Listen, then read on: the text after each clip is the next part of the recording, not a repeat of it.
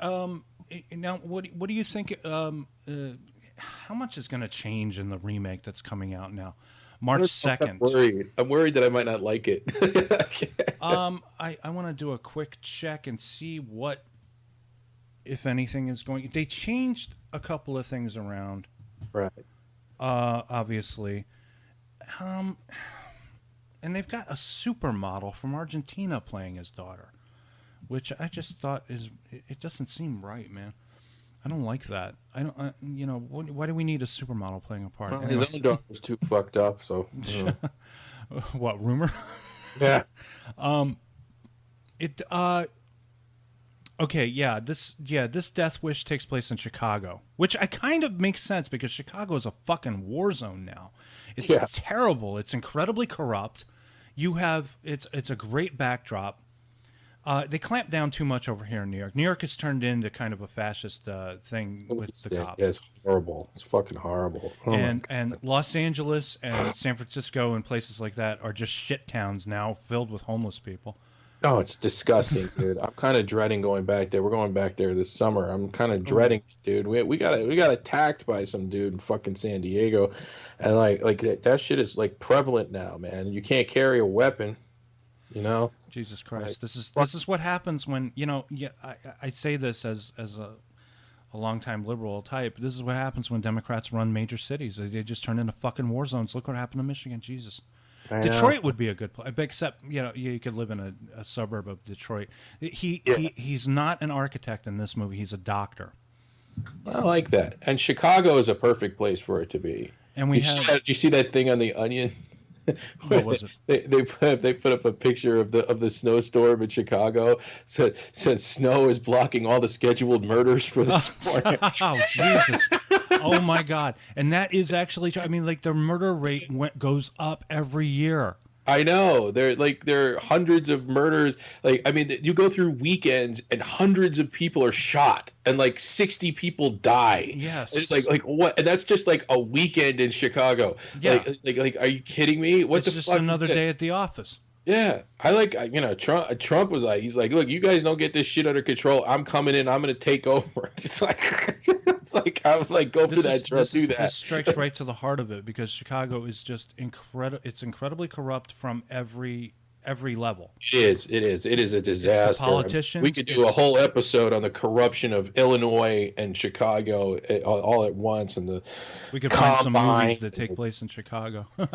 Well, we could talk about this if we see it later on. Yeah, And we have Vincent D'Onofrio playing Frank Kersey, Paul Kersey's younger brother. I don't remember that he had a younger brother in the original. either, and I don't like D'Onofrio. Fuck that guy.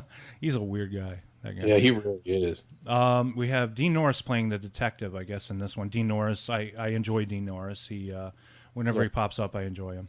he's good in Breaking Bad. And for some reason, Kimberly Elise playing a lady cop detective as well. And we got Mike Epps, who is a friend of Kersey's. Elizabeth Shue plays Kersey's wife. Right. And then this Camilla Moroni, who's playing Jordan Kelsey, obviously. Kersey, they obviously changed her name. I don't see any other names here that I recognize. Ronnie Jean Blevins, Bo Knapp, Kanitio Holna, whatever that means. Troy Cavisto as an FBI agent, and Jack Casey as the fish, whatever that means. You got me. So, I'll have to see it and find out. and I will run the trailer for it. All right. So are you going to go see it, or am I the only one that's going to go see it? I really see. I'd have to find somebody to go see it with because I can't take my daughter to this movie. Well, yeah. I don't really do. We don't do babysitter things. And the thing, when we go to movies, we usually go, to see things that we know she's gonna like. Oh, okay. You Bullshit. can't go during the day?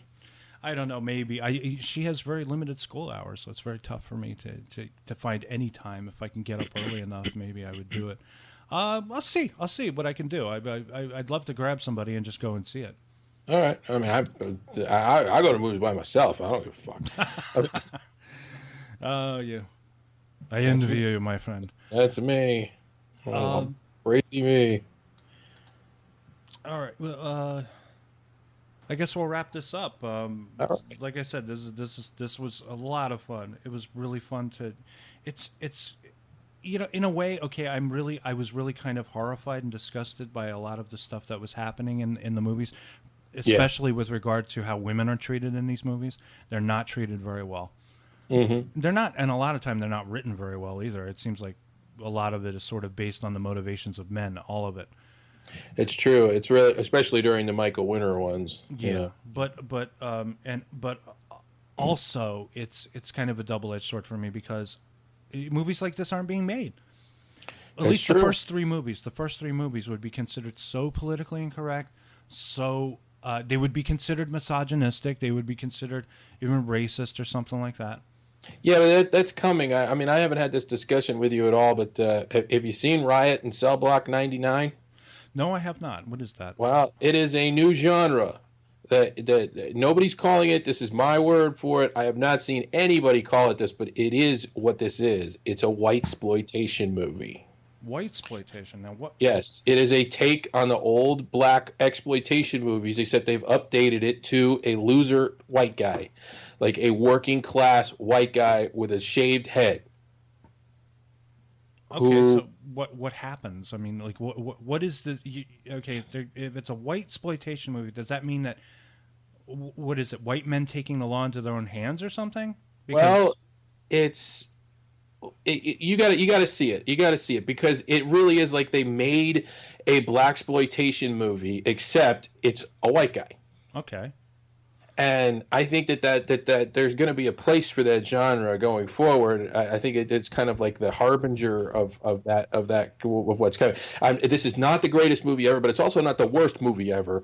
And I don't know why Vince Vaughn did it. It's strange. It's low budget. It's totally, but it's kind of it's something that like you kind of should see. Like I watched it to the end, so it couldn't have been that bad. Okay. But anyway, what it was most interesting to me was really the idea that it's a whitesploitation movie, which I really think I want to see if you get the same feeling about it. Okay, I mean, like, do you remember these movies that came out? There were two movies. One was The Purge, and the other one was The Purge Election Day. Yeah. What Yeah. is now when I think about, like, if you're using a term that I've never heard before, Yeah, no, whitesploitation. I'm coining it right now. Yeah. All right, so you're coining it, Yeah. and trademark Andrew LeGanc. All money Yeah. goes to him. Yeah. Now, what are we talking about? Like, say, the fear of white people, and then like We're talking about we're talking about the using a larger than life kick-ass character who's badass on screen to uplift, to not only to attract and to uplift those who feel like society is bringing them down. Oh, okay, so All right. like a guy who's had enough, like something like that. But the story is the guy is he gets fired from his job. He's kind of a mess. He fights with his girlfriend and he trashes her car. Okay. And then all of a sudden it sort of changes. Like he's sitting in there, they sit down together, and I forget. It may be it may be that she tells him that she's pregnant, or no, it's not. No, they sit down together, and he says, and he just like changes after this being violent and scary. He says, "It's my fault that things got this way, and I want to fix it." And he's like, and his way of fixing it is to go to work for his brother who's into some illegal shit. He gets sent up into prison. Mm-hmm. And he gets embroiled in all kinds of shit, and he basically has to kill somebody in prison, or they're gonna kill his wife. Okay. Oh. And his like new baby girl, and it's gruesome and hard, and it's low budget, badly lit. I don't know. Yeah. I'm looking at some information. It says it was shot on HD, and It's got a name cast. I mean, it's got Vince Vaughn, does. Jennifer Carpenter, Don Johnson, Udo Kier, Mark Blucas. I know a lot of these names. Yeah. Yeah. Okay. So. Give it a shot. Give it a shot if you get a chance. Download it. Yeah, it sounds interesting. I mean, but it also sounds like something that isn't made. This kind of stuff. I mean, No, but I think that it might in the future, because there is a segment of the population that does feel that way, and if there's money to be made in exploiting it, people will. And if this and I know that movie was getting around quite well. So if there's a sequel, or if there's the guy dies at the end, so it's not going to be a sequel.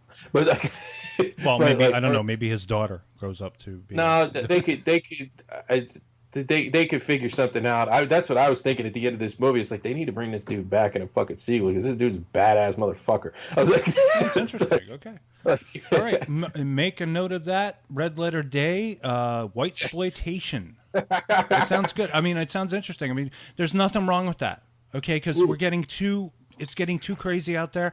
I read an article the other day that said that it's like an indictment against the Star Wars movies, because 99% of them are made by men. I'm like, what? I know.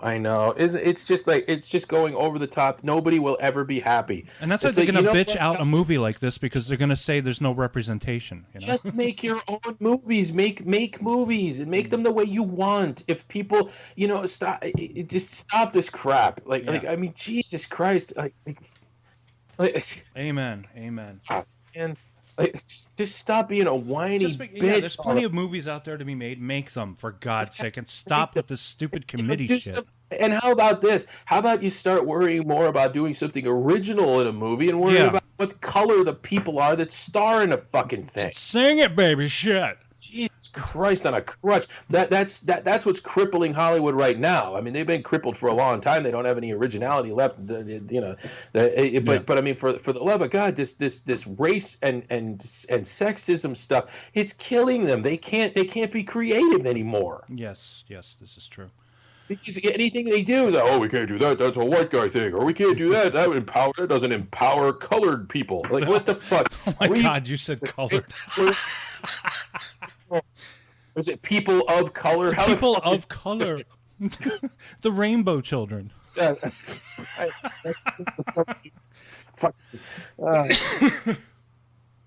All right. Well, while Andrew gets his Tourette's underway, we'll bid you adieu, and hopefully Death Wish turns out okay.